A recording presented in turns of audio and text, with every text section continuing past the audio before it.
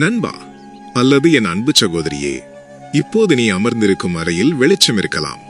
ஆனால் உன் மனதிற்குள் ஒரு கும்மிரிட்டு சூழ்ந்து இருப்பதை என்னால் உணர முடிகிறது. இந்த குரல் இப்போது உன்னை தேடி வந்திருக்கிறது என்றால் அது எதேச்சையாக நடந்தது அல்ல. இது காலத்தின் கட்டாயம், பிரபஞ்சத்தின் ஒரு ரகசிய ஏற்பாடு. கடந்த சில மாதங்களாக, ஏன் சில வருடங்களாகவே நீ அழுது தீர்த்த கண்ணீர் துளிகளை சேகரித்தால் அது ஒரு கடலாகும் அளவுக்கு இருந்திருக்கும். நான் ஏன் பிறந்தேன் என்ற கேள்வி உன் ஒவ்வொரு மூச்சு காற்றிலும் கலந்துவிட்டது. காலையில் கண் விழிக்கும் போதே ஒரு பாரங்கல்லை நெஞ்சில் ஏற்றிக் கொண்டது போலத்தான் எழுகிறாய். மீண்டும் ஒரு நாளா? மீண்டும் அதே போராட்டமா? மீண்டும் அதே முகங்களா என்று சலித்துக் கொள்கிறாய். குளிக்கும் ரயில் தண்ணீர் சத்தத்திற்கு நடுவே உன் அழுகை சத்தத்தை மறைத்துக் கொண்டு வெளியே வருகிறாய். கண்ணாடி முன் நின்று ஒரு போலியான புன்னகையை அணிந்து கொண்டு நான் நன்றாக இருக்கிறேன் என்று இந்த உலகத்தை நம்ப வைக்க புறப்படுகிறாய். ஆனால் உனக்கு தெரியும், உன் உள்மனதிற்கு தெரியும், நீ உள்ளுக்குள் கொஞ்சம் கொஞ்சமாக செத்து கொண்டிருக்கிறாய் என்று. உன்னை சுற்றி 1000 பேர் இருக்கலாம், ஆனால் உன் வலியை புரிந்து கொள்ள ஒரு ஜீவன் கூட இல்லையே என்ற ஏக்கம் உன்னை தின்று கொண்டிருக்கிறது. உன் கைபேசியில் நூற்றுக்கணக்கான எண்கள் உள்ளன, ஆனால் இரவில் நெஞ்சு வலிக்கும் போது எனக்கு பயமாக இருக்கிறது, ஆறுதலாக பேசுங்களேன் என்று அழைக்க ஒரு எண் கூட தகுதியாக இல்லையே. அதுதானே உன் இன்றைய நிலை. கவலைப்படாதே, இன்று அந்த தனிமை முடிய போகிறது. இன்று சிவபெருமான் உன் தந்தையாக, உன் தாயாக, உன் நண்பனாக உன் அருகில் அமர்ந்து பேசப் போகிறார். இது கதை அல்ல, இது உன் வாழ்க்கையின் அடுத்த அத்தியாயம். அத்தியாயம் 1. நம்பிக்கை துரோகம் எனும் நஞ்சு. நினைத்துப் பார், நீ யாரையெல்லாம் உன் உயிர் என்று நினைத்தாயோ அவர்கள் இன்று எங்கே? நீ இல்லாமல் என் வாழ்க்கை இல்லை என்று சத்தியம் செய்தவர்கள் இன்று நீ இருக்கும் திசையை கூட திரும்பி பார்ப்பதில்லை. உன்னுடைய கஷ்டகாலத்தில் தோள் கொடுப்பார்கள் என்று நம்பினாய். ஆனால் அவர்கள் நீ கீழே விழும்போது கைதட்டி சிரிப்பவர்களாக மாறிவிட்டார்கள்.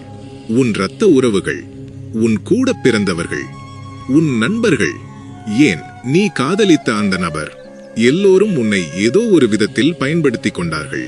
நீ ஒரு கறவை மாடாக இருந்தவரை உன்னை சுற்றி கூட்டம் இருந்தது. உன்னிடம் இருந்த பணம், புகழ் அல்லது உன் அன்பு தீர்ந்தவுடன் தூக்கி எறியப்பட்ட காகித குவளை போல நீ வீசப்பட்டாய். இன்று நீ கேட்கிறாய், சிவபெருமானே, நான் இவர்களுக்கு என்ன பாவம் செய்தேன்? என் தட்டில் இருந்த உணவை நான் இவர்களுக்கு ஊட்டிவிட்டேனே. என் தேவைகளை குறைத்துக் கொண்டு இவர்கள் ஆசையை நிறைவேற்றினேனே. ஆனால் இவர்கள் என் முதுகில் குத்திவிட்டார்களே. இதுதான் தர்மமா? சிவன் சொல்கிறார், என் அன்பு பிள்ளையே, அமைதியாக இரு. நீ விஷம் என்று நினைக்கும் இது உண்மையில் அமிர்தம். உன் வாழ்க்கையில் இருந்த அந்த போலியான உறவுகள் உனக்கு சுமையாக இருந்தன. அவர்கள் உன் வளர்ச்சியை தடுத்து கொண்டிருந்தார்கள். உன் கண்கள் பாசத்தால் கட்டப்பட்டிருந்ததால் உனக்கு அது தெரியவில்லை.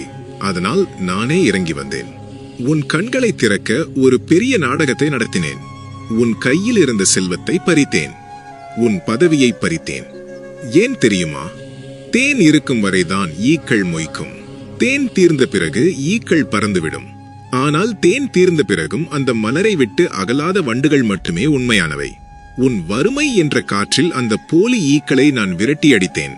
இப்போது உன்னுடன் யார் எஞ்சியிருக்கிறார்களோ, அது ஒருவராக இருந்தாலும் சரி, அவரே உனக்கானவர்.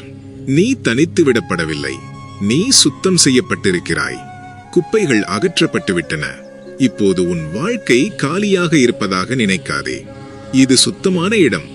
இங்கேதான் நான் அமரப்போகிறேன். அத்தியாயம் 2. வறுமை எனும் தீக்குளிக்க. பணம் வெறும் காகிதம் என்று ஞானிகள் சொல்வார்கள். ஆனால் அது இல்லாத போதுதான் தெரியும், அது காகிதம் அல்ல, மனிதனின் மானம் என்று. கடைக்கு சென்று ஒரு பொருளை வாங்க ஆசைப்படுகிறாய். ஆனால் உன் சட்டை பையில் கைவிடும்போது அது காலியாக இருக்கிறது. அந்த நொடியில் வரும் அவமானம் இருக்கிறதே, அது உயிரை அறுக்கும். கடன் கொடுத்தவன் வாசலில் நின்று கத்துகிறான். ஊரார் உன்னை ஏளனமாக பார்க்கிறார்கள். இவன் உருப்பட மாட்டான், இவன் குடும்பத்தை காப்பாற்ற மாட்டான் என்று பேசுபவர்களின் வார்த்தைகள் ஈயத்தை காய்ச்சி ஊற்றியது போல காதுகளில் பாய்கிறது. நான் நேர்மையாகத்தானே தொழில் செய்தேன். நான் யாரையும் ஏமாற்றவில்லையே. பிறகு ஏன் எனக்கு இந்த நிலைமை என்று வானத்தை பார்த்து கேட்கிறாய். சிவன் சிரிக்கிறார். மகனே, தங்கத்தை உருக்கினால்தான் ஆபரணம் செய்ய முடியும். இரும்பை நெருப்பில் காய்ச்சி அடித்தால்தான் வாள் செய்ய முடியும். நான் உன்னை ஒரு சாதாரண மனிதனாக படைக்கவில்லை. உன்னை ஒரு ராஜாவாக மாற்ற விரும்புகிறேன். ஒரு ராஜாவுக்கு பசியின் அருமை தெரிய வேண்டும். அவமானத்தின் வலி தெரிய வேண்டும். நிராகரிப்பின் கொடுமை தெரிய வேண்டும். அப்போதுதான் நாளை நீ சிம்மாசனத்தில் அமரும்போது ஏழைகளின் கண்ணீரை துடைப்பாய். இப்போது நீ படும் கஷ்டம் தண்டனை அல்ல, அது ஒரு பாடம். பணம் வரும்போது எப்படி ஆடக்கூடாது என்றும் பணம் போகும்போது எப்படி வாடக்கூடாது என்றும் நான் உனக்கு கற்றுக் கொடுத்து கொண்டிருக்கிறேன். நன்றாக கவனி. உன் கையில் பணம் இருந்தபோது நீ கடவுளை தேடவில்லை. கடைகளுக்கு சென்றாய், கேளிக்கைகளுக்கு சென்றாய். ஆனால் இன்று கையில் காசு இல்லாத போது என் சந்நிதியில் வந்து நிற்கிறாய். வறுமை உன்னை தண்டிப்பதற்காக அல்ல, உன்னை என் மடிக்கு திருப்பிக் கொண்டு வருவதற்காகவே கொடுக்கப்பட்டது. கவலைப்படாதே, இழந்த செல்வம் அனைத்தும் திரும்ப வரும்.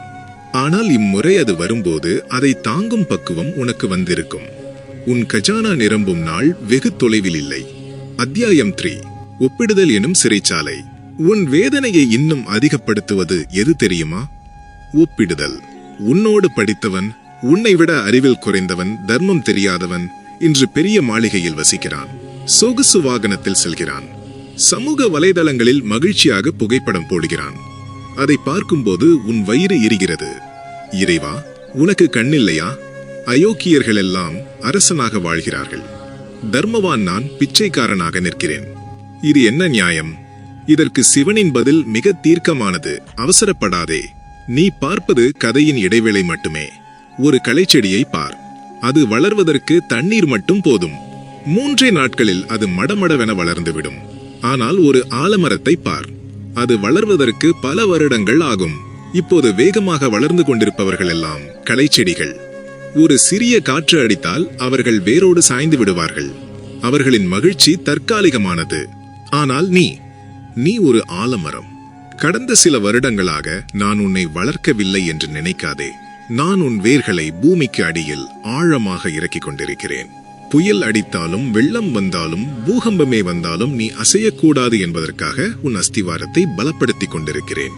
கட்டிடம் உயர உயர அஸ்திவாரம் ஆழமாக இருக்க வேண்டும். உன் வாழ்க்கை மாளிகை வானத்தை தொடப்போகிறது. அதனால்தான் அஸ்திவாரம் போடும் பணி இவ்வளவு காலம் நடக்கிறது. அவர்களை பார்த்து பொறாமைப்படாதே. அவர்கள் விரைவில் காணாமல் போய்விடுவார்கள்.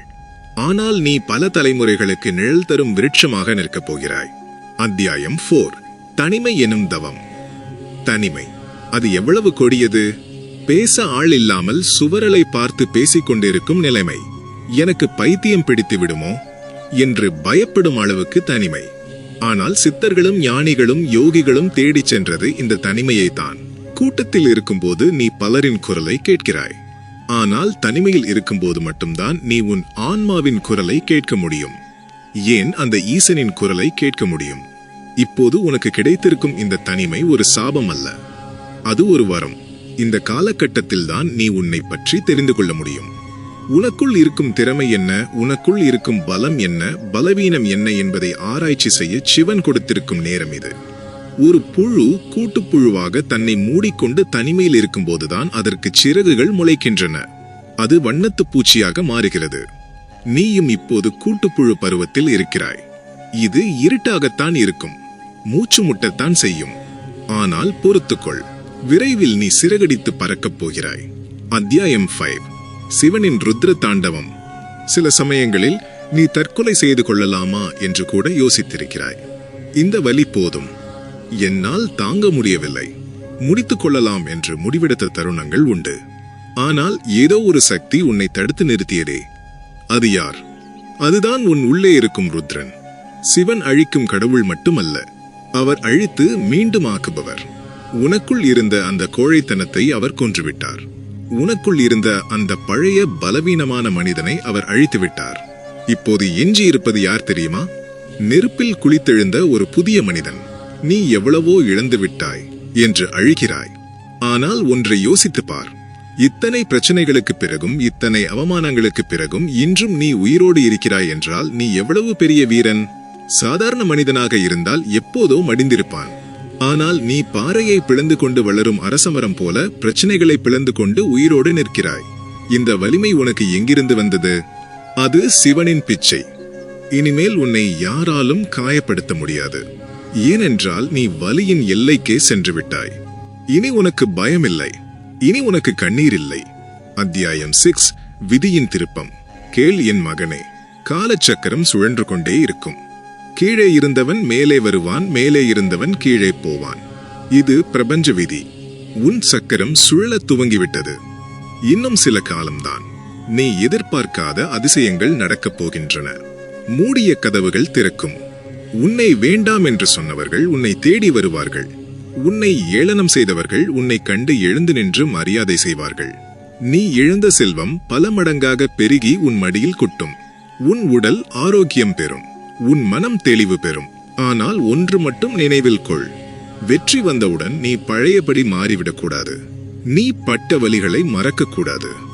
நீ சிந்திய கண்ணீரை மறக்கக்கூடாது. அந்த வலிகள்தான் உன் குரு. அந்த கண்ணீர் தான் உன் ஞான ஸ்நானம். வெற்றி வரும்போது பணிவோடு இரு. கஷ்டப்படுபவர்களுக்கு உதவு. நான் பட்ட கஷ்டம் வேறு யாரும் படக்கூடாது என்று நினை. அதுதான் சிவனுக்கு நீ செய்யும் உண்மையான பூஜை. முடிவுரை: சரணாகதி. இப்போது உன் கண்களை மூடு. ஆழமாக மூச்சை இழுத்துவிடு. உன் எதிரே அந்த பெரிய கைலாய மலையை நினைத்துக்கொள். அதன் உச்சியில் புலித்தோல் உடுத்தி ஜடாமுடியுடன் நெற்றியில் திருநீறு பூசி அந்த சிவபெருமான் அமர்ந்திருப்பதை பார். அவர் கண்கள் மூடியிருக்கின்றன. ஆனால் அவர் உதட்டில் ஒரு மெல்லிய புன்னகை இருக்கிறது. அந்த புன்னகை உனக்கானது. அவர் காலடியில் சென்று விழுந்துவிடு. உன் எல்லா பாரங்களையும் கவலைகளையும் அவர் பாதத்தில் இறக்கி வைத்துவிடு. அப்பா, நான் களைத்து விட்டேன். இனி என்னால் நடக்க முடியாது. நீயே என்னை தூக்கிச் செல் என்று சொல்லி சரணடைந்து விடு. அந்த நொடியில் ஒரு பெரிய அமைதி உன் நெஞ்சில் இறங்குவதை நீ உணர்வாய். பயப்படாதே. சிவன் உன் கையை பிடித்து விட்டார். இனி எந்த கிரகம் உன்னை என்ன செய்யும்? எந்த விதி உன்னை என்ன செய்யும்? விதியை எழுதியவன் உன் தந்தை. அவன் நினைத்தால் விதியை மாற்றி எழுதுவான். இன்று முதல் உன் விதி மாற்றி எழுதப்படுகிறது. இனி நீ சிந்தும் கண்ணீர் ஆனந்த கண்ணீராக மட்டுமே இருக்கும். இனி நீ காணும் கனவுகள் வெற்றி கனவுகளாக மட்டுமே இருக்கும்.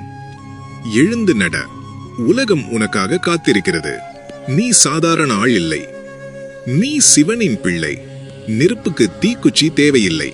அது தானாகவே எரியும். நீ ஒரு நெருப்பு. ஜொலிப்பதற்கு இதுதான் நேரம். உன் வாழ்க்கையின் இந்த புதிய அத்தியாயத்தை ஒரு மந்திரத்தோடு துவங்குவோம்.